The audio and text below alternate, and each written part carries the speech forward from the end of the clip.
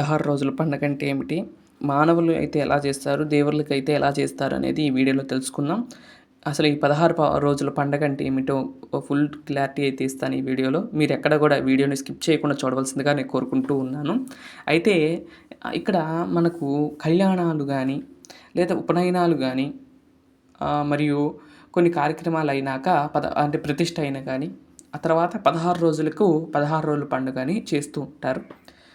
ఈ యొక్క తెలుగు ప్రాంతాల్లో ఈ పండుగను ముఖ్యంగా పెళ్ళైన వాళ్ళైతే, దంపతులైతే ఆ 16 రోజుల్లో ముందు వినాయకుడికి బియ్యం అయితే కడతారు. ఎప్పుడు అంటే పెళ్ళి కన్నా ముందే కడతారు. ఎందుకంటే ఎటువంటి ఆటంకాలు లేకుండా ఆ వినాయకుడిని చూడాలని, అంటే చూడమని కోరుకుంటూ ముడిపు కడతారు. ఆ ముడిపు ఎప్పుడు ఇప్పాలి అంటే గనక ఈ 16 రోజుల నాడు ఉప్పతీసి, అంటే మంచిగా జరిగింది కాబట్టి ఆ బియ్యంతో పొంగల్ చేసి ఫస్టు తింటారు. ఆ తర్వాత ఎవరైతే మంగళసూత్రం కట్టించుకున్నారో వారు, అలాగే ఫస్టు పసుపు తాడుతో కడతారు కదండీ! ఆ పసుపు తాడుని తీసి వీటిని బంగారపు చైన్‌లోకి, ఈ మంగళసూత్రాలని వాటిని బంగారపు చైన్‌లోకి మార్చి ఆ తర్వాత మెడలో వేసి, ఆ తర్వాత అందరి యొక్క ఆశీర్వాదం తీసుకోవటంలో ఈ మనుషుల యొక్క పెళ్ళిల్లో ఇవి జరుగుతూ ఉంటాయి. అలాగే దైవ కార్యక్రమాలు, ఉపనయనాలు అన్నప్పుడు, ఉపనయనం అప్పుడు ఏం చేస్తారు అంటే కనుక మనకు కళ్యాణం ముందు అంకురార్పణ చేస్తారు. 5 పాలికల్లోనో అలా చేస్తూ ఉంటారు. ఆ పాలికలను దానం ఇస్తారు. ఎవరైతే 5గురు ముత్తైదులను పిలిచి ఇస్తారు. అలాగే ఇక్కడ కూడా గణపతి సంబంధించిన ముడిపు కడతారు. ఆ గణపతికి సంబంధించిన బియ్యంతో పొంగల్ వండి వాళ్ళందరికీ ప్రసాదంగా పెట్టి, ఆ తర్వాత వారికి ఈ యొక్క ఇచ్చి, తాంబూలం ఇచ్చి వాళ్ళ యొక్క ఆశీర్వాదం తీసుకుంటాడు. అలా ఇక్కడ ఉపనయనంలో ఇది జరుగుతుంది. అలాగే దైవ కార్యక్రమాల్లో అంటే ప్రతిష్ఠ అయిన 16 రోజులకి ఏం చేస్తారు అంటే గనక ఏ ఒక్క పాలికలు ఏవైతే ఉన్నాయో అవి కూడా ఇక్కడ కూడా అలానే ఇస్తారు.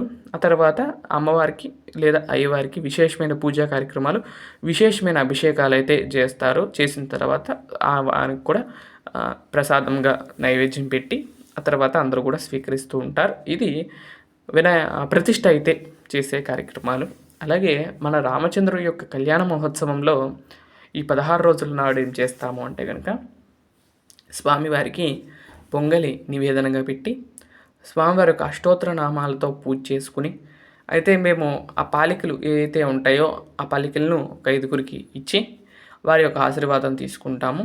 తర్వాత స్వామి అమ్మవార్లకు విశేషమైన తిరువారాధన అంతా కూడా చేసుకుని, ఈ రోజు నుండి కూడా ఆ విగ్రహాలని మనం భద్రపరచుకోవడం అనేది జరుగుతుంది. నేనైతే భద్రపరుచుకుంటానండి. ఎందుకంటే ఇవి చెక్కమూర్తులు నిత్యం బయట ఉంటే అలానే ఉండిపోతాయి అని చెప్పి వీటిని అయితే భద్రపరుచుకుంటున్నాను. అలానే వీటిని కూడా తీసుకువెళ్ళి భద్రపరచుకోవడం అనేది జరిగింది. ఈ విధంగా 16 రోజుల కార్యక్రమాన్ని చేసి స్వామి అమ్మవార్లకు విశేషమైన కార్యక్రమాలన్నీ కూడా చేసుకుని, అర్చన, పొంగలి కూడా నివేదనగా పెడతాము విశేషంగా. ఇవన్నీ కూడా నివేదనగా పెట్టి స్వామివారికి పూజా కార్యక్రమాలు అయితే చేసుకుంటాము. ఇక్కడితో 16 రోజుల పండగ రోజు మేము చేసుకునే కార్యక్రమం అనేది పూర్తవుతుంది. చెప్పే కదండి, దేవతా పెళ్ళిలో అయితే ఒకలాగా ఉంటుంది, మానవుల పెళ్ళిల్లో ఈ 16 రోజుల పండుగ ఒకలాగా చేస్తారు. అలాగే ప్రతిష్ఠ అప్పుడు ఒకలాగా చేస్తారు. అలాగే ఉపనయనాలు అన్నప్పుడు ఒకలాగా చేస్తారు. ఇవన్నీ కూడా మన పెద్దలు మనకు సూచించినది. మనం ఆ యొక్క కార్యక్రమం అయిన 16 రోజులు అనేది చాలా విశేషమైన అంకె. ఆ రోజున విశేషమైన కార్యక్రమాలు అనేది చేస్తూ ఉంటారు కొన్ని ప్రాంతాల్లో. అలానే మన శాంతి నిలయంలో కూడా 16 రోజుల సందర్భంగా స్వామివారికి పొంగలి నివేదన కార్యక్రమం అనేది జరిగింది.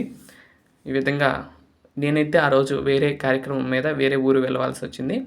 అయితే ఇంట్లో వాళ్ళైతే ఈ కార్యక్రమాన్ని చేసి స్వామివారికి పొంగలి నివేదనగా అయితే పెట్టడం జరిగిందండి. ఈ విధంగా అందరికీ కూడా హారతి ఇచ్చి ఈ విధంగా చేయటం జరిగింది. తర్వాత నిన్న స్వామివారికి అన్నీ కూడా మందారాలతో అలంకరణ చేశానండి. మన శ్రీనివాస స్వామివారికి ఇక్కడ మీరు చూస్తున్నారు చూడండి, ఎంత సుందరంగా ఉన్నారో చూడండి. ఆ లైన్ అంతా కూడా మందార పూలతో. ఇదివరకు చేసేవాడినండి మందార పూలు ఎక్కువ ఉన్నప్పుడు, కానీ ఇప్పుడైతే మందార పూలు అసలు దొరకట్లేదు. ఇదివరకు నా వీడియోల్లో చాలా వరకు మందారాలతో అన్నీ కూడా నింపి పూజ చేసుకుంటూ ఉండేవాడిని. అయితే కాలక్రమంలో అవన్నీ కూడా మందారపు చెట్లు అవన్నీ కూడా పోవటంతో ఇవే మిగిలినయి. వీటితోనే వేరే ఊరు వెళ్ళినప్పుడు ఎప్పుడైనా తెచ్చుకోవటం అలా చేసుకుని మాత్రమే ఈ పూలతో అర్చనలాగా చేసుకుంటున్నాను. అది మీరు కూడా చూస్తారని చెప్పి ఈ వీడియోలో మీకు అందిస్తున్నాను చూడండి. ఈ విధంగా ఉంది.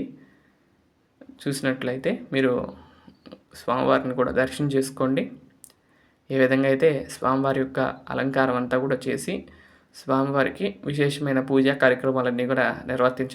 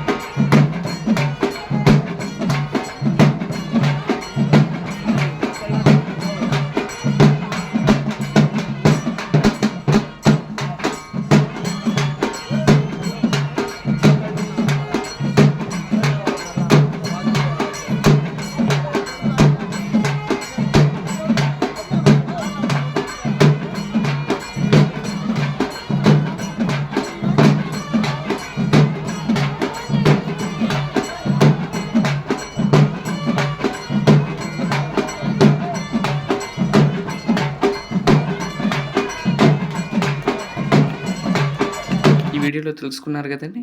16 రోజుల పండగ అంటే ఏమిటి, ఆ రోజు ఏం కార్యక్రమాలు చేస్తారనేది మీ అందరూ కూడా తెలుసుకున్నారని నేను భావిస్తున్నాను. మీకు కనుక ఈ వీడియో కనుక నచ్చినట్లయితే లైక్ చేయండి, షేర్ చేయండి, సబ్స్క్రైబ్ చేయండి. ఆ వెంకటేశ్వర స్వామి వారి యొక్క ఆశీస్సులు ఎల్లవేళలా మీ అందరి మీద ఎల్లప్పుడూ ఉండాలని నేను మనస్ఫూర్తిగా కోరుకుంటూ, అలంకారం ఎలా అనిపించింది, మందారాల పూలతో ఎలా అనిపించిందో తప్పకుండా కామెంట్ చేయవలసిందిగా నేను కోరుకుంటున్నాను. మీరు కూడా 16 రోజుల పండుగ ఎంతమంది జరుపుకున్నారు అనేది తప్పకుండా కామెంట్ చేయండి. ఇదండి ఈరోజు వీడియో. మనకు వీడియోతో రేపటి వీడియోలో